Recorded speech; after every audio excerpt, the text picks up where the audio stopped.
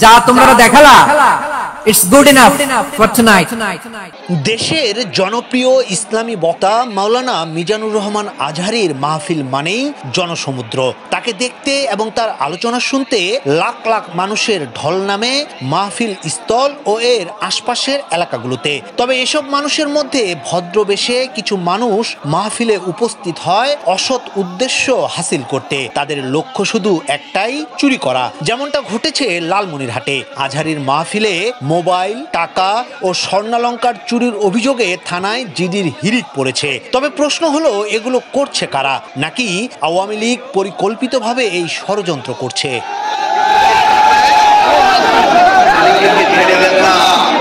আওয়ামী লীগের শাসনামলে দেশের বাইরে নির্বাসিত ছিলেন মিজানুর রহমান আজহারী। ছাত্র জনতার বিপ্লবে স্বৈরাচার হাসিনার পতন হলে দেশে ফিরেন তিনি। এরপর দেশের মানুষের আগ্রহে প্রতিটি বিভাগে একের পর এক মাহফিল করে যাচ্ছেন। এরই ধারাবাহিকতায় 18 জানুয়ারি লালমনিরহাটে অনুষ্ঠিত মাহফিলে যোগ দেন তিনি। আর এই মাহফিল ঘিরে সকাল থেকে লাখ লাখ মানুষের সমাগম ঘটে। এদিকে আজহারীর মাহফিল ঘিরে চুরি আর ছিনতাইয়ের ঘটনা যেন ঘটেই চলছে।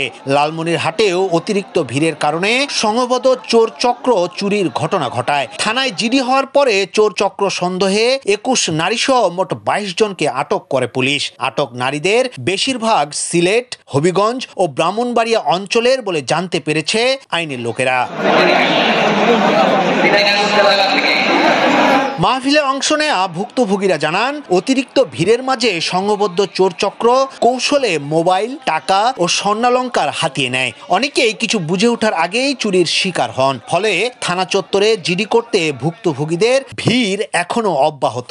লালমনিরহাট সদর থানার ভারপ্রাপ্ত কর্মকর্তা নুরনবী বলেন, এখন পর্যন্ত বেশ কয়েকটি অভিযোগ পাওয়া গেছে। ঘটনার তদন্ত চলছে। ইয়াসিন আলী, সোনালী নিউজ, ঢাকা।